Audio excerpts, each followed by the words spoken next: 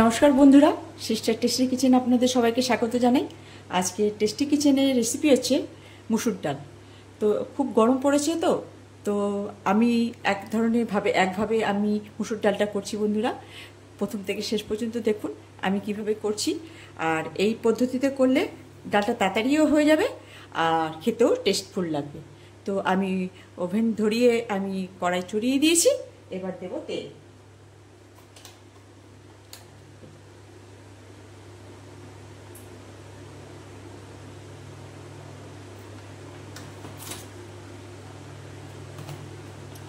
বন্ধুরা, 1.5 থেকে 2 চামচি আমি তেল দিয়েছি, এখানে সর্ষের তেল।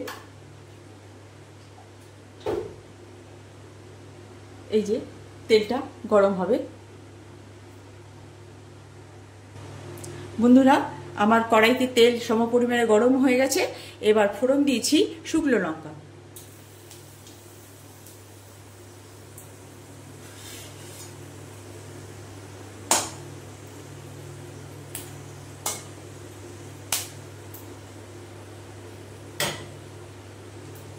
এবার দিয়ে দিচ্ছি বন্ধুরা কুচিয়ে রাখা পেঁয়াজ।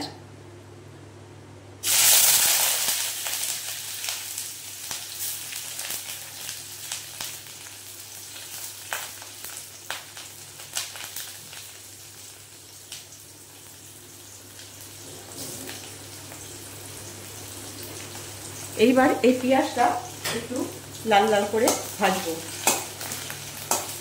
বেশি লাল লালও করে ভাজবো না বন্ধুরা। এইবারে আমি এই পেঁয়াজটা আমার এরকম ভেজেছি, এইবারে আমি এর মধ্যে দিয়ে দেব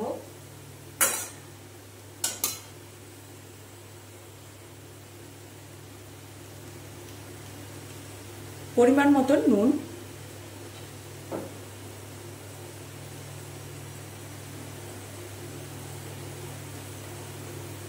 হলুদ,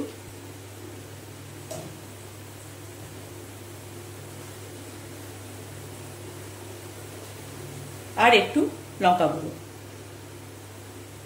এইবার এটাকে দিয়ে সুন্দর করে একটু মশলাটাকে কষিয়ে নেব।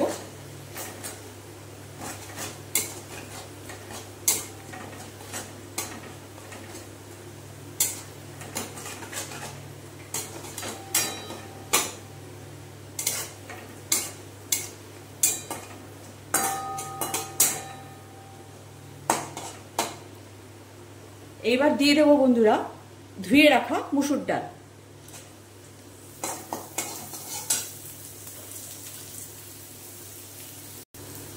এইবার এই মুসুর ডালটা দিয়ে সুন্দর করে একটু কষিয়ে নেব, মানে ভাজা ভাজা করে নেব ডালটাকে।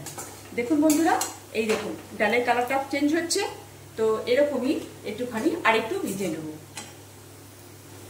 জানেন তো বন্ধুরা, এই ডালটা এভাবে চাপালে একটু টাইমটাও সেভ হয় আর খেতেও সুস্বাদু হয়।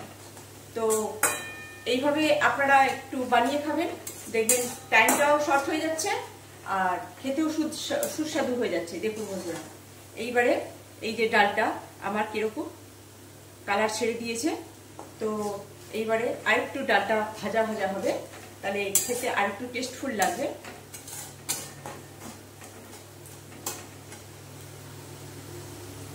এবার বন্ধুরা আমি এই দেখুন এইভাবে এইরকম সুন্দর সাদা সাদা হয়ে গেছে ডালটা, এইবারে ভাজা ভাজা হয়ে গেছে। এইবারে আমি এতে দিয়ে দেবো জল।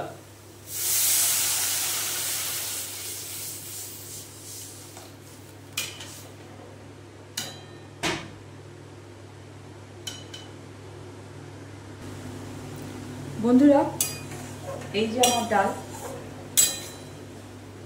প্রায় হয়ে এসছে, দেখুন বন্ধুরা ডালটা বলেছি কি না, একটু বেশি জল দিলে এই ডালটাও একদম মাখনের মতো গলে যাবে, কিন্তু এর স্বাদ দ্বিগুণ হয়ে যাবে।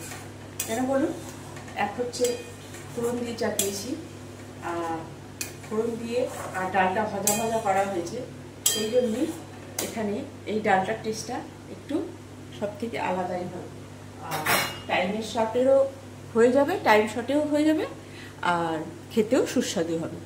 তো বন্ধুরা, আমার ডাল প্রায় হয়ে এসছে, আমি এবার গ্যাস করব অফ আর করব প্লেটিং।